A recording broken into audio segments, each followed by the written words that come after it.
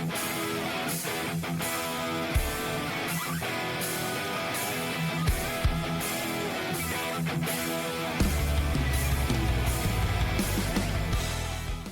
welcome back to the Ultra Running Guys. You got Jeremy Reynolds and Jeff Winchester of the Ultra Running Guys. And the reason that we're here is to help you take your next step in your ultra running journey. And so a while back, we started our podcast where we've been talking to individuals and just getting some great stories from the ultra running world.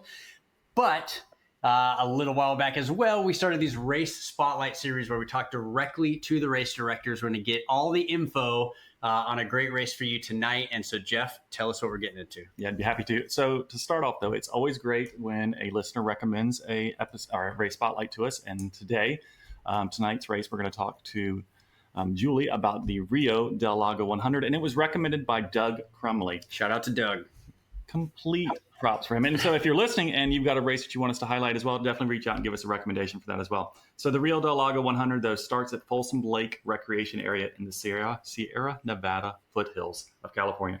And according to the website, travels across woodlands, meadows, across bridges, and creeks.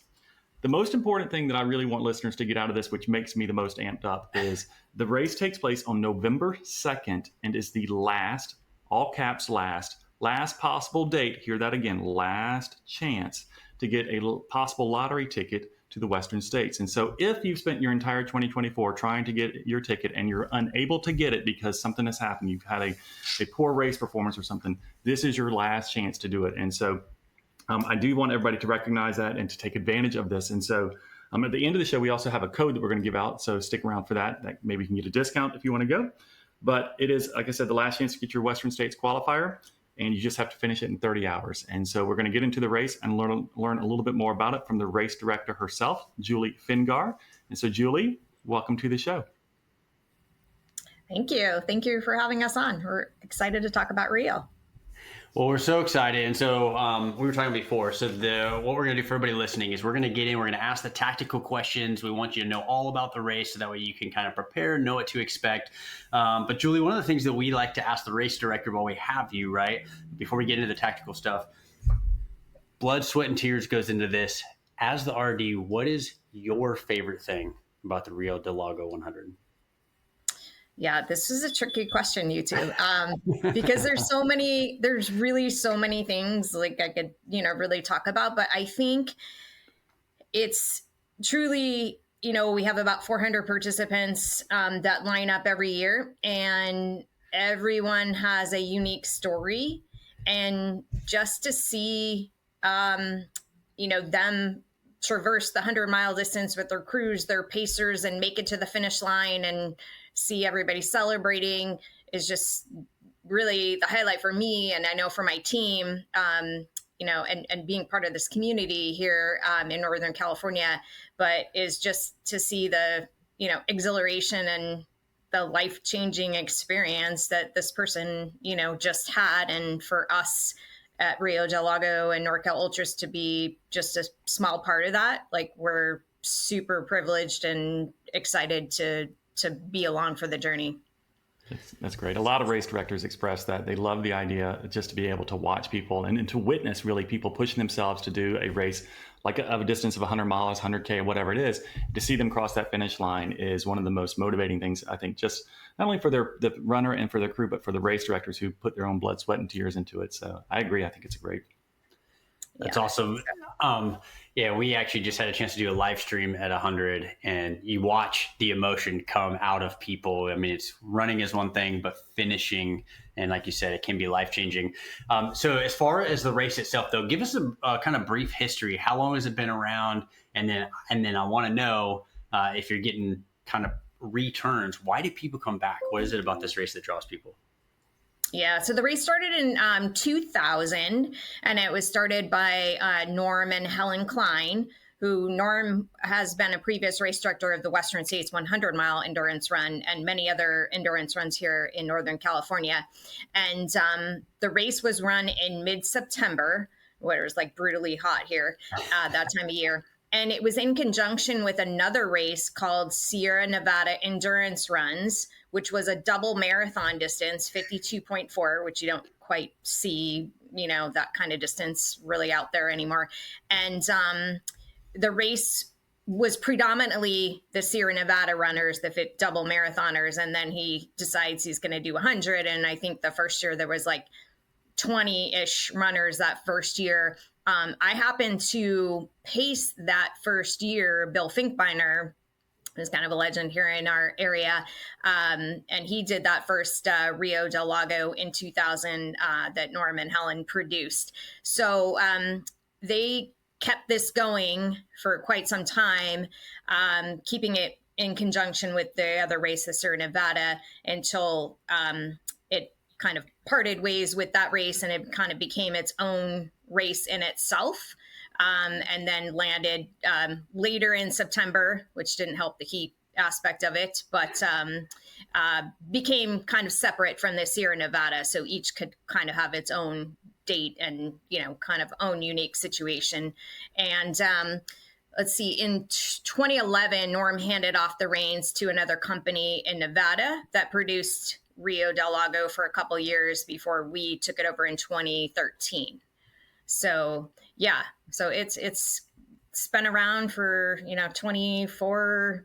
Am I doing that math right? Yeah, 24 years, and it's just a long-standing tradition here. It's some people know, but some people don't. So we still feel like we're kind of like this, like just hidden gem here in in the Sierra-Nevada foothills. So I love that. Yeah, I mean, obviously you've had the experience with this since 2013, so that's a long time race directing. You got the experience and everything that goes along with that. But the fact that you paced at the kind of first race, I think is so cool. So to have the perspective kind of all the way through, I think that's going to go a long way, obviously, for participants showing. Yeah. So I paced, but I also that morning ran the double marathon and then paced later. So I ended up running basically just about 100 miles that day and night. And, and I have run Rio myself, the 100-miler, a couple of times before we started producing it too. So, yes. Yeah. Yep. So race director, but also I think you've got over 90 events on ultrasignup, and I'm sure there's plenty more that didn't show up there. So yes, race director, but obviously a very experienced runner, which to me makes the best race directors. But all right, so let's talk about the course. Give us a quick overview of the course. We were talking about this before, and it sounds like it's kind of a figure eight. So you have kind of a loop, and then this is something we didn't get into in the intro. And then there's a 70-plus mile loop that sounds like it gets, I don't know if rugged is the right word, but a lot of the elevation is built in. So give people kind of a quick overview as far as what to expect there. Yeah, the first 21-mile loop is a combination of our American River bike trail. And so there's some asphalt, though you can run on the decomposed granite. And then it has a little mix of trails in there around mile 14. So a little bit of climbing and descent built in there, just when you get tired enough of running on the pavement. And then once you complete the 21-mile loop, then this is where it's all trail, albeit 2.4 miles, up towards Auburn, where there is some pavement there, but it becomes more of a technical. We have a section called what's called the meat grinder. So this is about 30-ish miles, about 50K, let's call it, into the race. And it's not that it's like super difficult. It's just annoying because you can't get into a rhythm, a routine. It's just very rugged and rocky. And it's really only about a 2.5-mile stretch, but people have, exasperated the story. And now it becomes like 10-mile section of the meat grinder happening. And the thing is, you do that 2 times out and back because of this loop. So we're heading out from Folsom all the way out to the endpoint in Cool, California, which traverses through Auburn to get to Cool, and then from Cool back to Auburn, and then you retrace your steps back to Folsom Lake to Beals Point, the start finish. So that second section loop has just a combination of everything. There's very runnable terrain, very runnable trail where you just can scoot along at a pretty awesome pace, and then there's just times when you've just got to back that off and just kind of, run, hike, crawl, whatever the terrain gives you on that section. So kind of a combination of everything. So I think like if people are wanting a little mix of just kind of everything that running is, Rio has it. So it's probably my twisted side here a little bit, but I love when races have their own kind of sections that have their own special names, because I know some race directors will cringe because they're like, I really don't want to oversell that part because it makes people nervous. But there's a side of ultra runners that love a part of a course that's called the meat grinder, or Right. like, Cemetery Hill's another one that we've got a local one. And we're like, it sounds like death, right? And so there's a part of it that I'm like, I think meat grinder sounds just brutal. But it has that draw for people, and with a name like that, it's going to be rough. Sorry. Yeah, I think the meat grinder makes it into almost every race report that I have seen about Rio, from the very, very beginnings. And this course since 2000 has had several modifications, but a very similar terrain. Yeah. And just for those who are listening who are not familiar with the area, you mentioned Auburn, which we've talked about at the very beginning of the show, that this is a Western States qualifier. When I was looking through the website, I was not familiar with this race personally before reaching out and doing a little bit of my own trolling of everything about it. But it crosses No Hands Bridge. There's other aspects that if you're interested in running Western, you get a preview of some of the course from a distance, at least, in part of it. And then also you've got two other races that this course also covers the trail as well. I think it's the Way Too Cool 50K, and then the American River 50 miler that this course also covers. And so it's got a little bit of everything in that area, and I think it draws people because of that.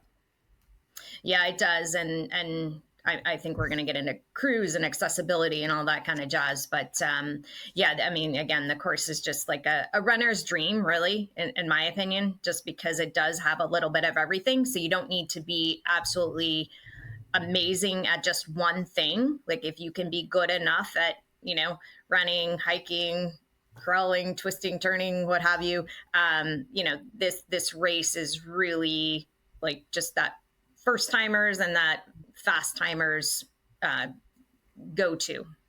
I like it. And so kind of on that note, if I have my notes right, it's approximately 14,000 feet of gain and loss. And so kind of what you were saying, hey, it's not flat, right? 14,000 is plenty, but it's also not a big Colorado type of, monster gain. So that said, it sounds like we've got a good variety. What do you think that people, or is there a trend of people underestimating a certain thing about this run? Or if somebody's listening and they're planning, what do you want them to know from an underestimation standpoint? It's such a great question. And I, in my personal notes on your questions here, talking about the elevation profile, I always tell, well, for me and for my clients, like throw the elevation profile, take a look at it, but then throw it out, because on paper, it can never do it justice, right? Like you guys know, and just doing your own ultras and whatnot. So you've really got to obviously know what the course entails and how to do that. But for Rio, people think it's super flat and it's all runnable. And then they're in big trouble because they go out way too hard in this 21-mile section. They have like a marathon PR almost, in this 21 miles. And then they've got nothing left for the second, the 70-mile loop that has all the climbing, all the descent, all the other stuff that we just talked about. And they really kind of just blow themselves out.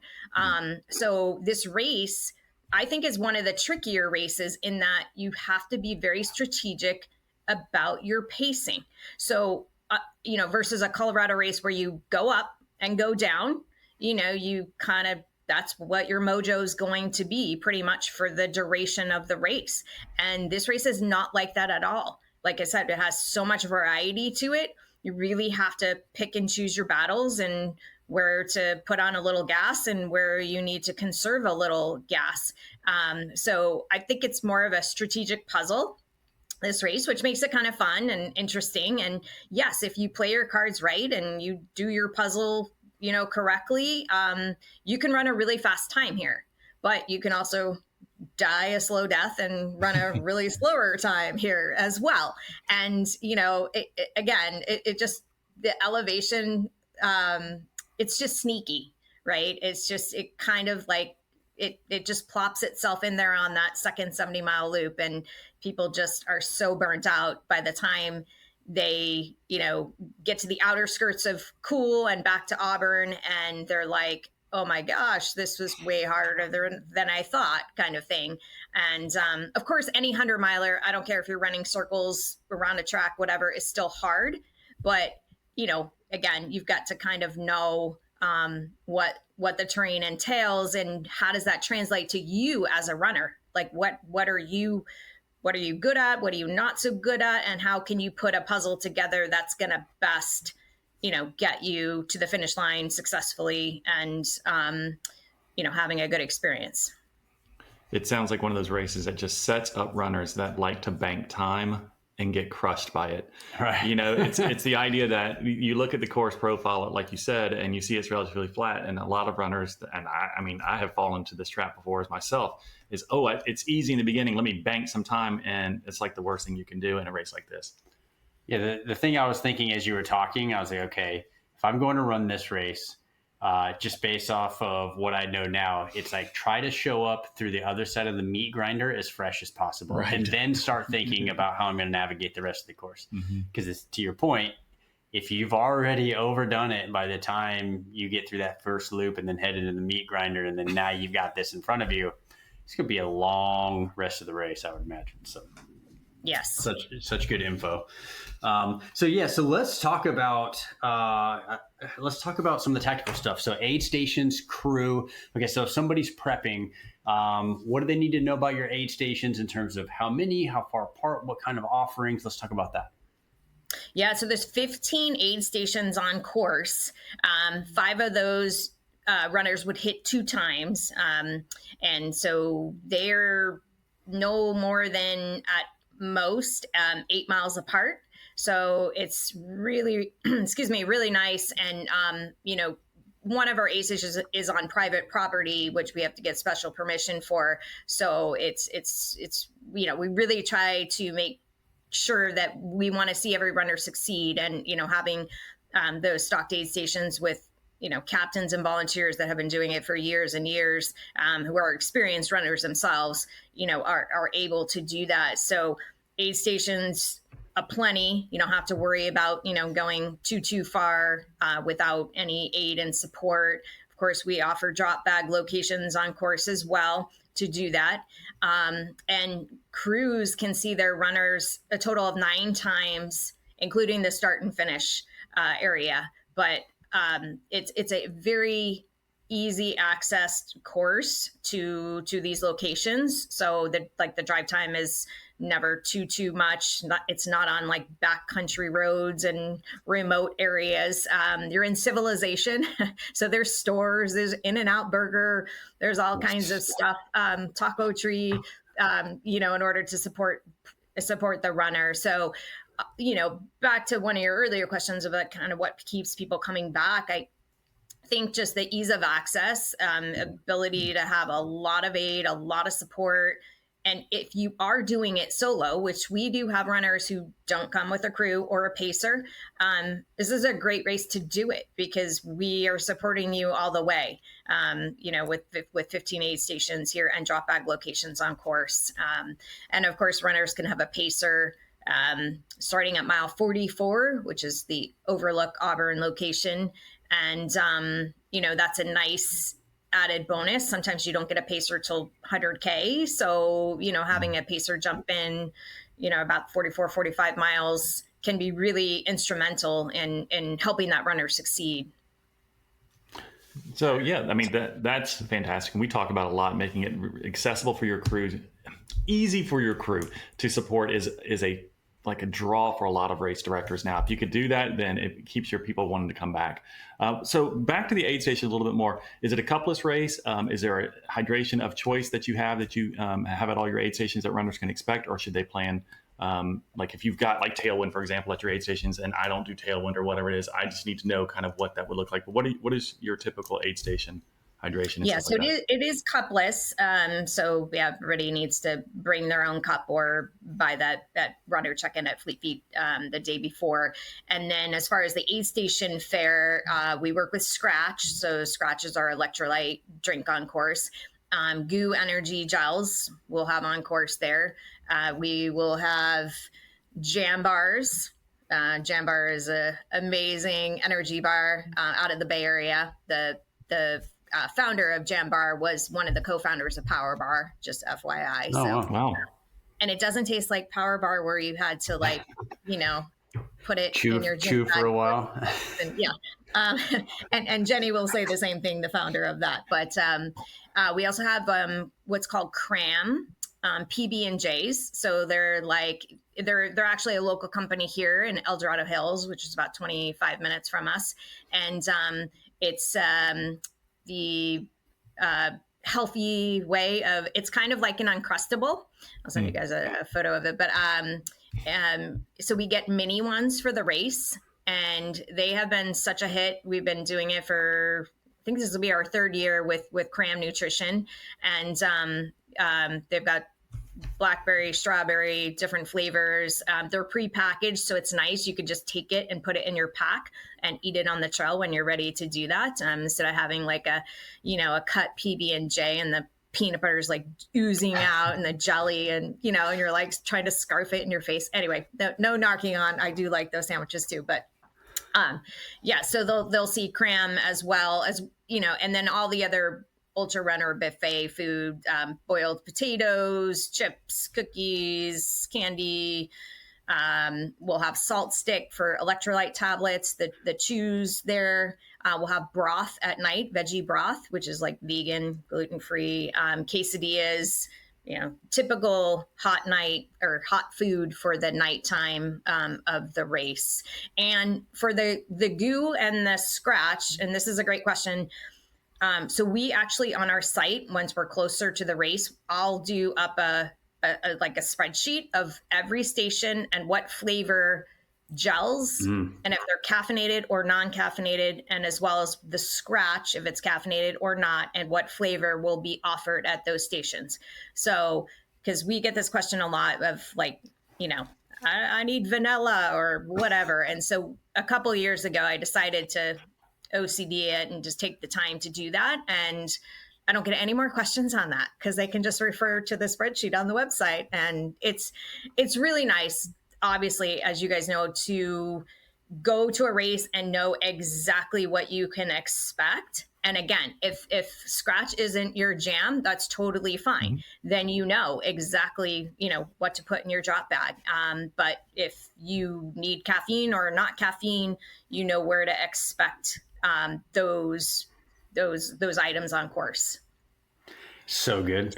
And if you're watching or listening, so we've talked so many times, right, about training with what you plan to race with, right? The race day is not the day to say, let's see how this goes. So you just went through an incredible list of products that if somebody's looking at doing this race, get them on order, take some out in your long runs, try these different things, and then pay attention to the spreadsheet. And the thing I love about the spreadsheet, as I was thinking, I was like, mentally, now I get to create these like milestones of like, I get my caffeine at this if I want it, right? So personally, I'm like, yeah, that helps me kind of look forward to those aid stations as I've built my plan out. But kudos to you for building that out, because that's huge. Yeah, I selfishly love the fact you use Scratch. So I know I probably shouldn't have said that I'm not a big fan of Tailwind. It probably going to get me yelled at by somebody. But that's beside the point. And that's just a Jeff thing. So we're just going to leave it there. Don't say anything else, Julie. So it's just me that I may not be a fan of that. However, I love Scratch. It's one of the two that I use. I use that and I use another product as well.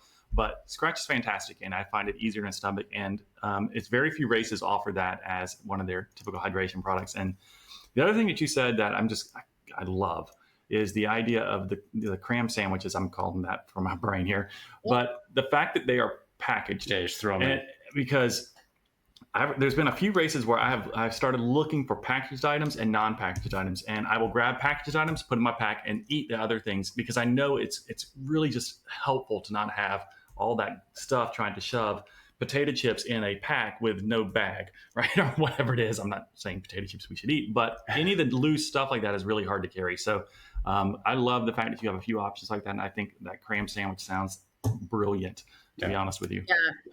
I agree. And just to further that, how we, obviously COVID, we had to do a lot of prepackaged things, and now we can do a little more bulk items. But what we have stayed consistent with is every aid station, their supply bins, the captains, they have a box of like 500 snack baggies, the Ziploc baggies.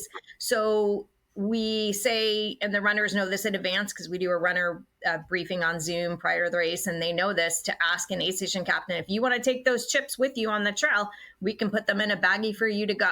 So any of our bulk items we can package up for the runner. So I carry Ziploc bags now too because of that. So good. It's great. Yeah, and then one other point, and then we'll talk about kind of the registration process that I love that you said, because same thing, I'm thinking, hey, it's important to me to take my family. They tend to be a big part of my race experiences.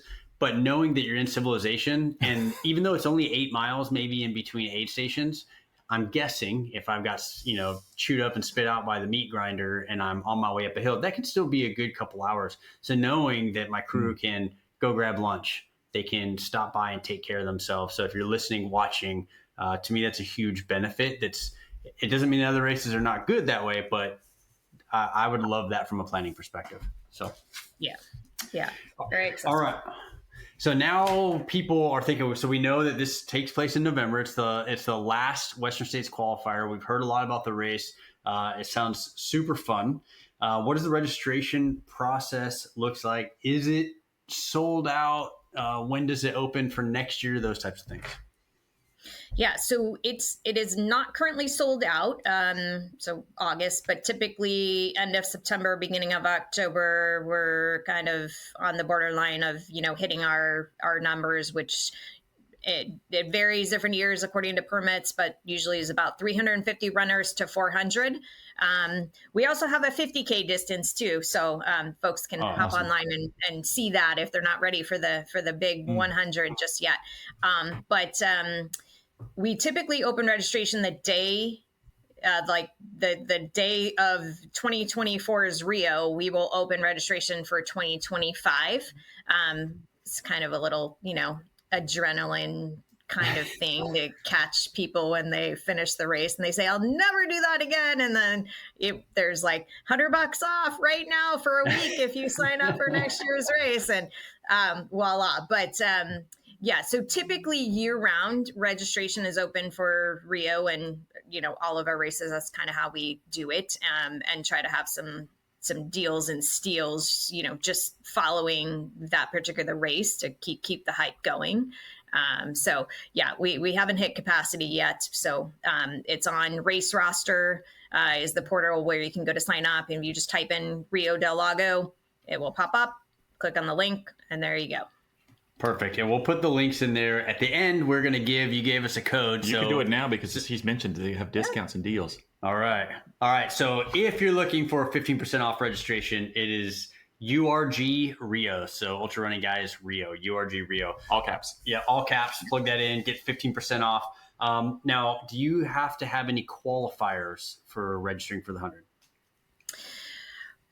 No, not any longer. We used to do this, just a little backstory, because somebody's going to say, well, no, they used to have it.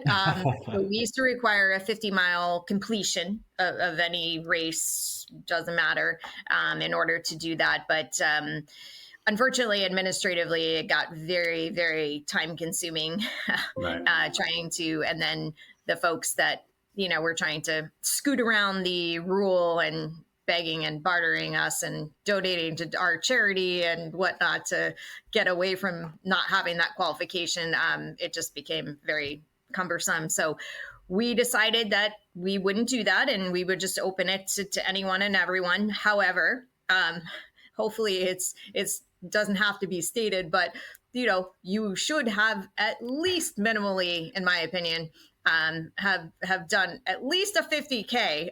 We had somebody a couple of years ago who had never gone farther than a half marathon, and his race didn't go too well. Let's just say that.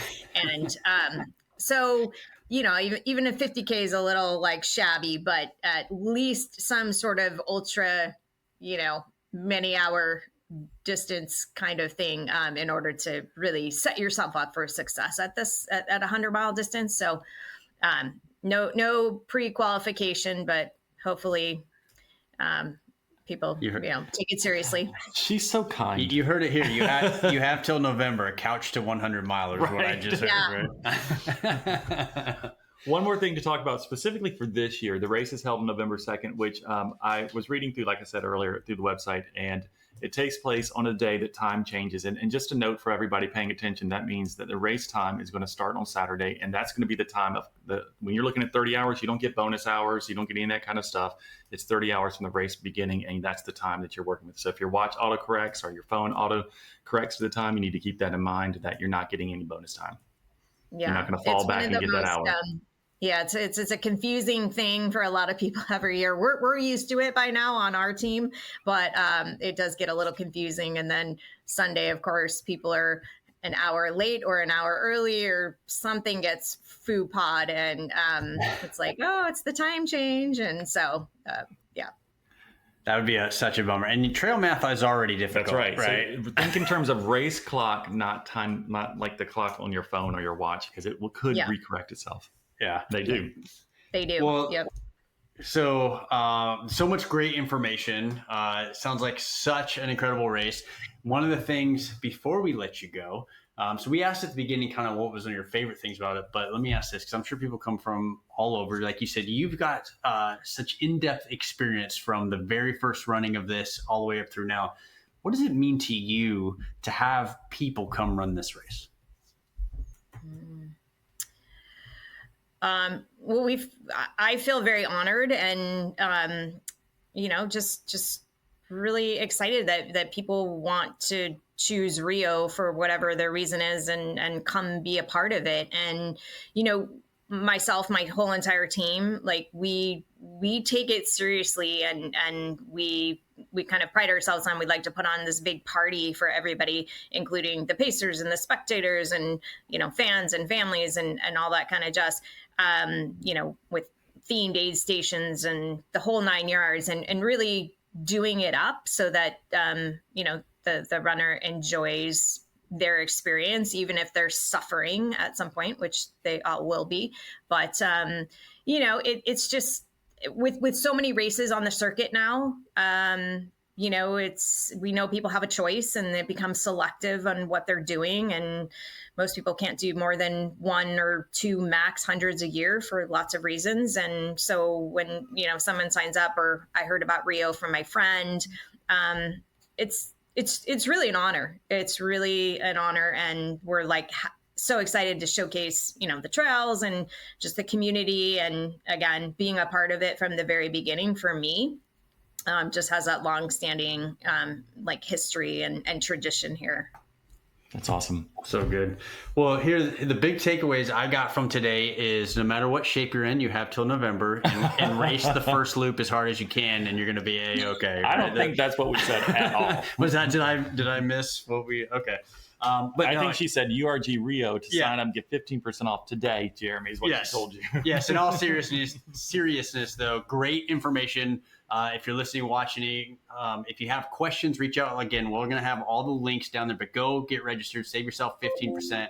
Julie, thank you so much for your time. Our motto is just show up. And so for everybody plugged in, just show up, go out and do the thing. And Julie, just thank you so much for your time. Oh my gosh. Thank you both for having me on and talking about Rio. Super fun. And it was great to meet you both. Absolutely. All right. And for everybody else, we'll talk soon. Thanks so much for tuning in. We hope you enjoyed the content. If you haven't already, don't forget to check out our full lineup of podcast episodes that are designed to help you take your next step in your ultra running journey. So be sure to check the links below, and you can visit our website at theultrarunningguys.com or download your episodes on Apple, Spotify, or wherever you get your podcasts. And remember, when in doubt, just show up. See ya.